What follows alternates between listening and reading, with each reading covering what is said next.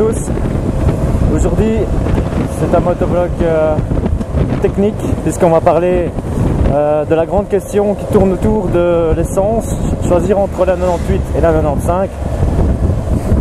J'ai cherché pendant au moins 1 heure aujourd'hui et je peux vraiment dire que c'est ultra complexe.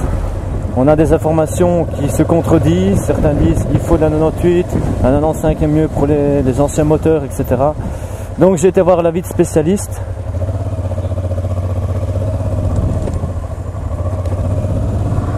Et ce qui ressort, c'est avant tout, technique bien sûr, il faut tenir compte du taux de compression du moteur.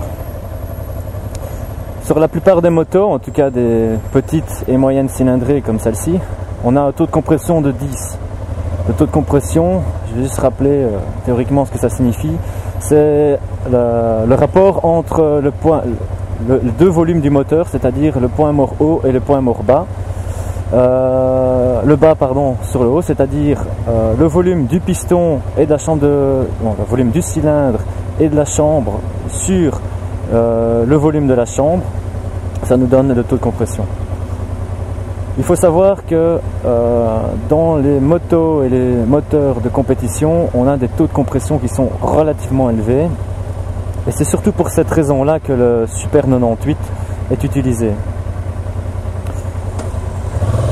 Il ne faut pas oublier que sur des moteurs avec un carburant à 98, les additifs qui se retrouvent dans le 98 sont extrêmement volatiles et cela provoque, cela attaque les joints, etc.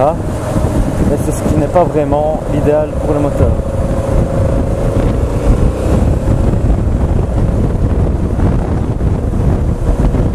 Donc en toute logique, sauf si vous roulez avec une BMW 1200 GS qui elle a un taux de compression de 12,5 si je ne me trompe pas, de la Super 95 est largement suffisant.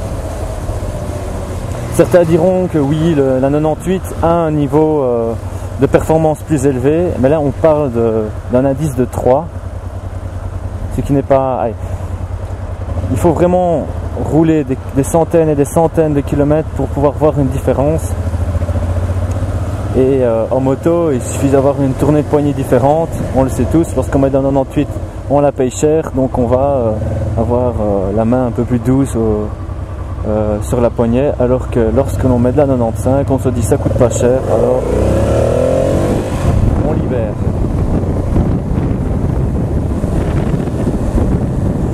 Donc ici ça vient un peu de moi cette recherche, j'ai pris ce qui était le plus objectif selon moi.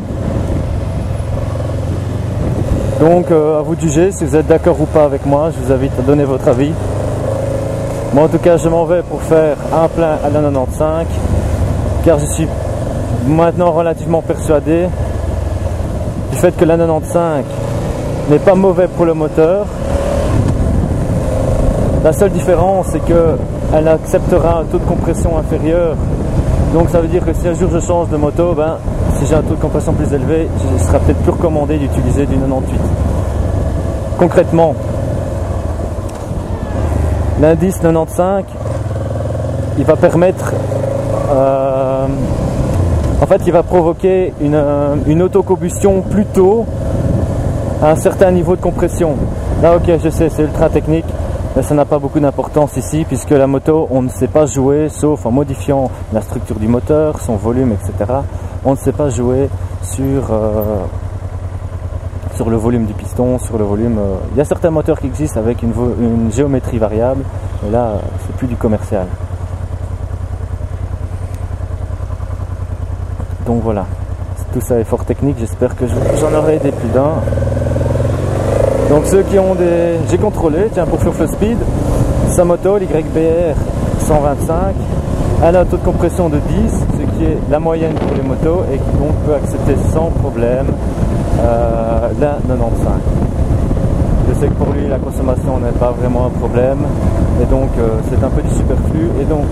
Et dans un autre ordre d'idée, le fait de rouler avec de la 98, je rappelle, il y a des additifs dedans qui permettent d'augmenter l'octane, puisqu'avant l'octane on l'augmentait avec du plomb. Maintenant, comme le plomb est considéré comme dangereux pour l'environnement, etc., on l'a remplacé par du potassium. Le potassium et d'autres additifs qui permettent d'augmenter la dieseloctane.